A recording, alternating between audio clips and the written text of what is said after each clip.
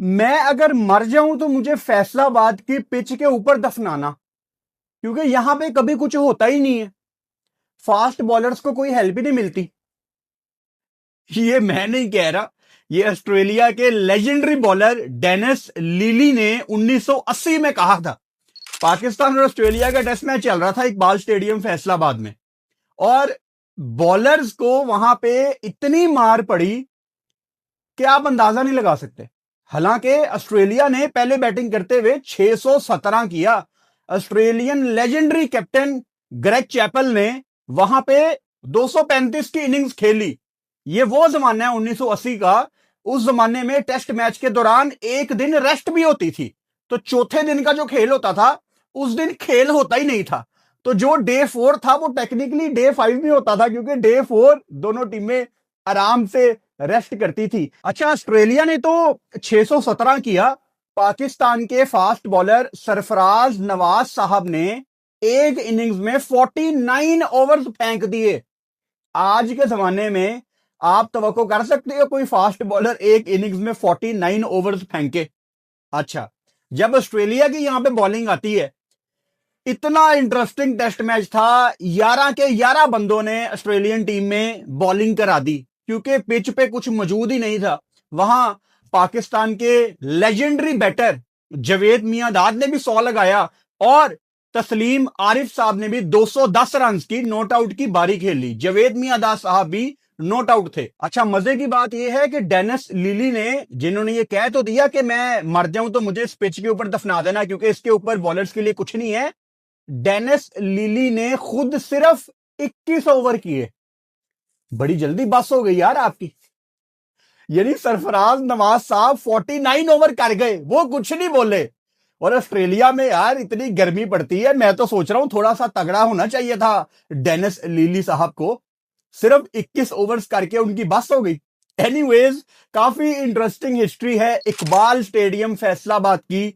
जितने लोग फैसलाबाद में स्पेशली ये वीडियो देख रहे हैं, जफ्फी डाल के आप सबको मैं मुबारकबाद देता हूं, क्योंकि जश्न का समा है फैसलाबाद में, और इर्द गिर्द जितने भी लोग रहते हैं फैसलाबाद के, वो पहुंच चुके हैं फैसलाबाद में, और टिकटें बिक चुकी है तीनों वनडेज की। क्योंकि भाई साहब, 17 साल के बाद हमारे इकबाल स्टेडियम फैसलाबाद में अल्हम्दुलिल्लाह international cricket is coming back.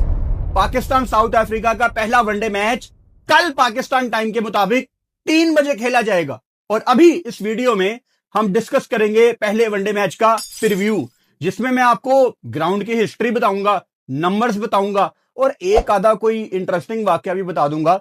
चलो, अभी डेनिस लिली का मैंने आपको वाकया सुनाया है। एक दूसरा वाकया ऐसा है कि उसके बगैर क्रिकेट अधूरी है। यानी जब क्रिकेट की तारीख लिखी जाएगी ना, तो ये जो दूसरा वाकया जो अभी आपको मैं सुनाने लगा हूं, इसके बगैर क्रिकेट की तारीख नहीं लिखी जा सकती, क्योंकि दो मुल्कों की गवर्नमेंट्स इन्वॉल्व हो गई थी। And I am not talking about BJP and Pakistan.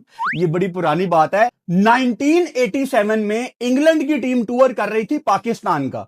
ये उस जमाने की बात है जब पाकिस्तान इंग्लैंड के पॉलिटिकल लेवल पे कोई हालात कोई बहुत ज्यादा अच्छे नहीं थे।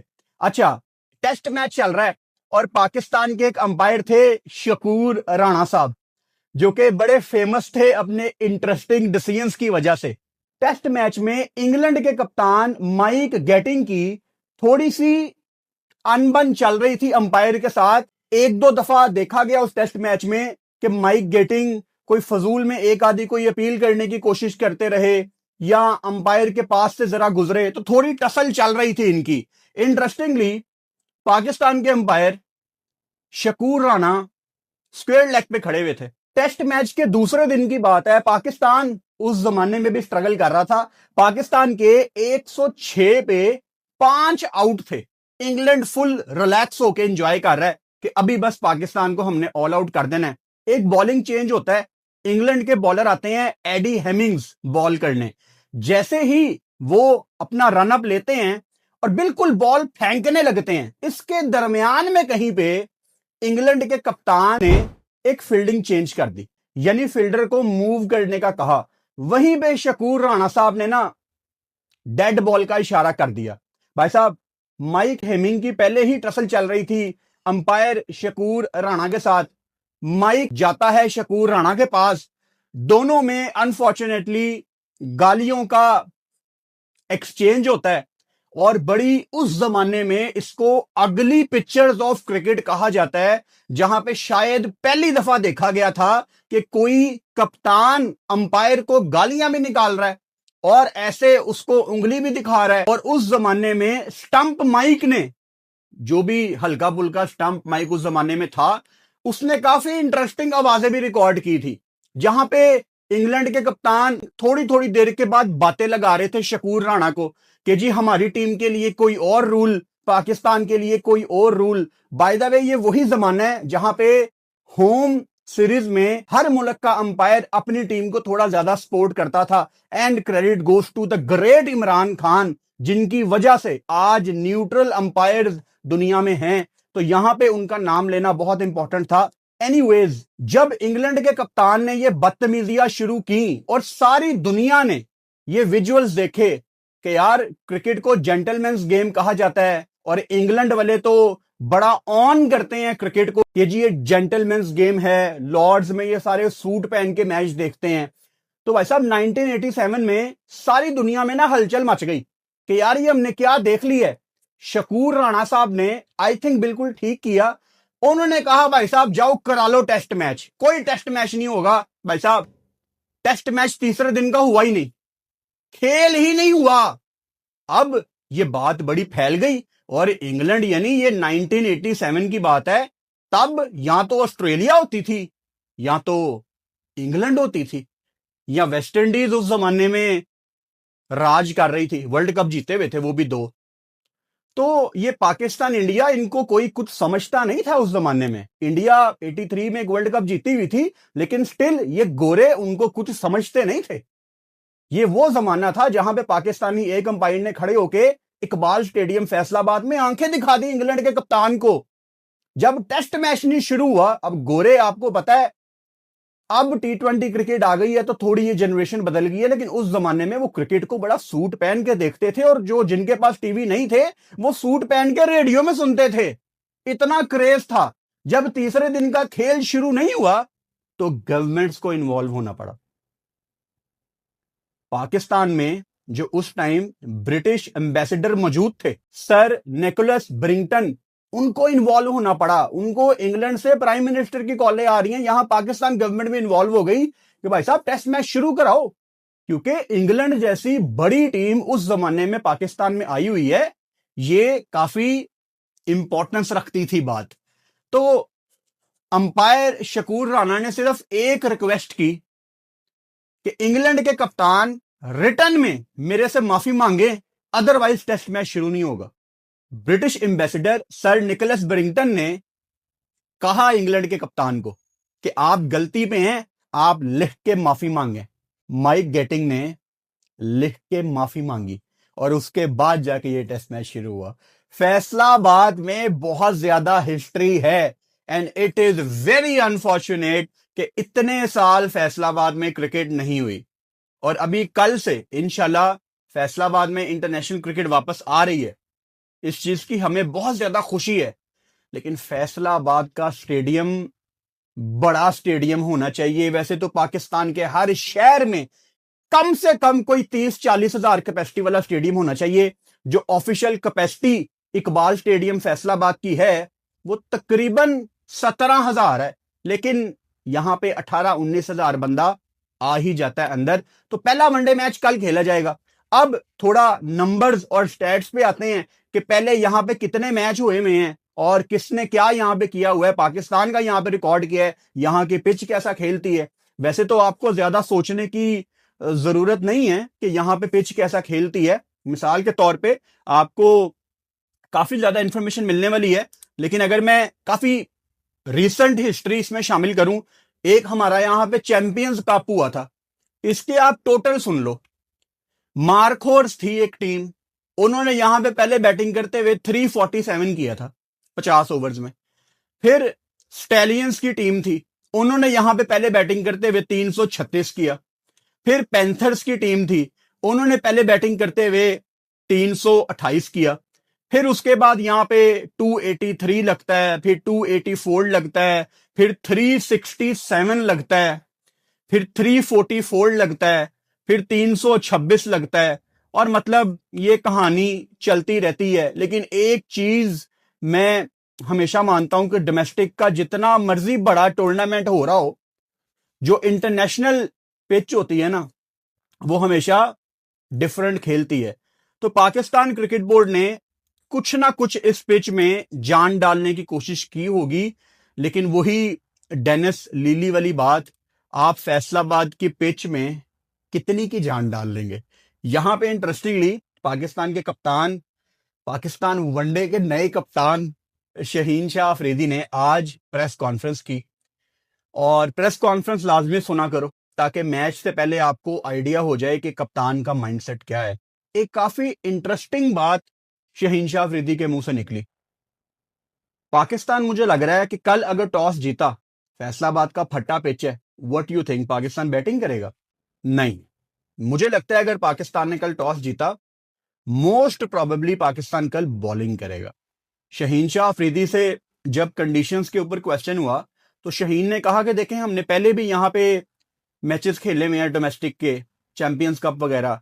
यहां पे उस जमाने में बड़ी गर्मी पड़ रही थी, और कोई भी टीम कभी भी नहीं चाहेगी कि वो टॉस जीत के शिखर दोपहरे बॉलिंग का फैसला कर ले। इसीलिए यहां पे उस टूर्नामेंट में बैटिंग फर्स्ट प्रेफर की जा रही थी। एक तो विकेट भी सीधा, ऊपर से बॉलिंग भी ना करनी पड़े। लेकिन अब भाई साहब, हम हैं नवंबर में, और लाहौर में जितनी ड्यू पड़ रही थी, फैसलाबाद में और लाहौर में कोई बहुत ज्यादा डिस्टेंस नहीं है, 2-2.5 घंटे की ड्राइव है। जैसा मौसम लाहौर में है, तकरीबन वैसा मौसम फैसलाबाद में होना है। अब पाकिस्तान टीम ने एक गलती क्या की, ओरिजिनल प्लान के मुताबिक पाकिस्तान ने आज जो ट्रेनिंग करनी थी ना, वो रात की ट्रेनिंग थी। और पाकिस्तान क्रिकेट बोर्ड के मीडिया डिपार्टमेंट ने हमें इन्फॉर्म भी किया कल रात को कि पाकिस्तान ने जो आज ट्रेनिंग करनी है, वो रात की ट्रेनिंग है। लेकिन फिर लेट नाइट एक और मैसेज कन्वे किया जाता है कि नहीं, अब हमारा प्लान चेंज हो गया है, पाकिस्तान टीम अब ट्रेनिंग करेगी सुबह 11:30 बजे। तो जो तस्वीरें आपके सामने हैं, पाकिस्तान ने जो आज ट्रेनिंग की है, पाकिस्तान सुबह 11:30 बजे ट्रेनिंग करने आया था। क्यों? अगर आप रात की ट्रेनिंग करते, आपको ड्यू का आइडिया हो जाता। अभी भी ऑब्वियसली आप फैसलाबाद के होटल में ही हो, आपको कोई भी देख के बता देगा। यहां टीम के 1-2 बंदे जाके देख सकते हैं, 1000 लोग होंगे बताने के लिए कि कितनी ड्यू पड़ रही है। लेकिन जो कप्तान, कोच, प्लेयर्स ने ग्राउंड में खड़े होकर फील्डिंग सेशंस करने थे, बॉलर्स ने बॉलिंग सेशंस करने थे, बैटर्स ने बैटिंग करनी थी, स्पिनर्स ने बॉल करनी थी, एज ए यूनिट जो आपको ड्यू का आइडिया होना था ना, वो बेहतर होता। लेकिन चलो, पाकिस्तान ने आज दिन के टाइम ट्रेनिंग की है। अब पाकिस्तान अगर कल टॉस जीतती है, तो शहीन शाह अफरीदी की कन्वर्सेशन के मुताबिक ड्यू फैक्टर यहां पे आ सकता है। तो अगर इनके दिमाग में ड्यू फैक्टर हुआ, और आज रात को अगर किसी ने इनको बता दिया कि हाँ जी, स्टेडियम में अच्छी खासी ड्यू पड़ रही है, वैसे तो ये जिस होटल में भी हैं वहां पे भी ड्यू पड़ेगी, सीधी सी बात है। बड़ा होटल है, वहां पे भी लॉन शॉन है, तो अगर वहां पे ड्यू पड़ रही है तो फैसलाबाद स्टेडियम में भी पड़ेगी। तो अगर ड्यू पड़ जाती है, तो पाकिस्तान कल टॉस जीत के पहले बॉलिंग का फैसला करेगा। मौसम भी बेहतर है। अब मैं आपको शहीन की वो कन्वर्सेशन का एक पॉइंट यहां पे याद करवाता हूं। शहीन ने कहा था कि चैंपियंस कप में यहां पे बड़ी गर्मी थी, लेकिन अब मौसम बहुत बेहतर है। यानी अगर पाकिस्तान दोपहर को 3 बजे बॉलिंग करने के लिए आता है, तो ये थोड़े रिलैक्स होंगे कि ज्यादा गर्मी नहीं है, बड़ा अच्छा perfect weather for cricket. Pakistan पहले बॉलिंग करेगा और रात को आराम से पाकिस्तान चेज करेगा। और इंटरेस्टिंगली यहां पे जो 16 मैच खेले गए हैं, 8 मैच वो टीम जीती है जिसने पहले बैटिंग की है, और 8 ही मैच वो टीम जीती है जिसने चेज की है। तो बिल्कुल इक्वल है। पिच की जो हालत है, फटा पिच है, डेनिस लीली वाली बात, कुछ नहीं है इस पिच में। पहले बैटिंग करो या बाद में बैटिंग करो, कोई खास फर्क नहीं पड़ना। पिच ने अपनी हालत नहीं बदलनी। एक चीज जो दोनों टीमों को फोर्स करेगी ऑपोजिट डायरेक्शन का फैसला करने के लिए, वो ड्यू है। अगर ड्यू पड़ी, पाकिस्तान कल पहले बॉलिंग करेगा ताकि रात को साउथ अफ्रीका को बॉलिंग करनी पड़े और उनको ड्यू में पाकिस्तान फंसाए। अच्छा, अब आपके सामने पाकिस्तान का वनडे का स्क्वाड है। ये वनडे का स्क्वाड आपको दिखाना बहुत इंपॉर्टेंट है। उसकी दो वजूहात हैं। नंबर वन ये कि आपने अभी T20 क्रिकेट देखी है, आप रिफ्रेश हो जाओगे कि कौन कौन से लड़के आपके वनडे की टीम में हैं, आपकी वनडे की टीम में है। शहीन शाह अफरीदी कप्तान है, अबरार अहमद T20 में भी थे, बाबर आजम को अपनी फॉर्म कंटिन्यू करनी चाहिए, Fahim Ashraf man of the series थे T20 सीरीज में, फैसल अकरम को बुलाया गया है वनडे सीरीज के लिए। आई होप कि इनको गेम भी मिले। फखर जमान T20 में इनको कोच ने कहा था कि फखर टेक्निक पे काम करना चाहता है, जो कि एक बोंगी थी। Fakhar Zaman is back in ODIs. Haris Rauf, what do you guys think? करते हैं हारिस राउफ पे भी बात। हसीबुल्लाह दूसरे आपके विकेट कीपर, लेकिन मेरा नहीं ख्याल इनको गेम मिलेगी, क्योंकि मोहम्मद रिजवान को आपने कप्तानी से उतारा है और उनको गेम्स देना बहुत इंपॉर्टेंट है। पाकिस्तान का बड़ा इंपॉर्टेंट प्लेयर है वो, कंसीडरिंग 2027 का ओडीआई वर्ल्ड कप, तो उसका कॉन्फिडेंस में आना बहुत इंपॉर्टेंट है। हसन नवाज, हुसैन तलत, जिनको पहले T20 में रखा गया था, ड्रॉप किया गया एशिया कप के बाद, अब उनको वनडे में एडजस्ट किया गया। Mohammad Nawaz, Mohammad Rizwan wicket keeper, Wasim junior, Naseem Shah, Saim Ayub और सलमान अली आगा। अब ये स्क्वाड को हम 1 मिनट के लिए स्क्रीन से हटाते हैं और मैं आपको थोड़ा सा और पीछे लेके जाता हूं। इससे पहले जो पाकिस्तान ने वनडे सीरीज खेली है वो कौन सी खेली थी? याद है? वेस्ट इंडीज के अगेंस्ट, जो हमने 3 T20 अमेरिका में और 3 वनडे वेस्ट इंडीज में खेले थे पोर्ट ऑफ स्पेन में। पाकिस्तान वो 2-1 से सीरीज हारा था। और आपको क्या याद है कि पाकिस्तान वो वनडे सीरीज क्यों हारा था? क्योंकि आप एक भी मैच में आपने अपना चौथा मेन बॉलर नहीं खिलाया।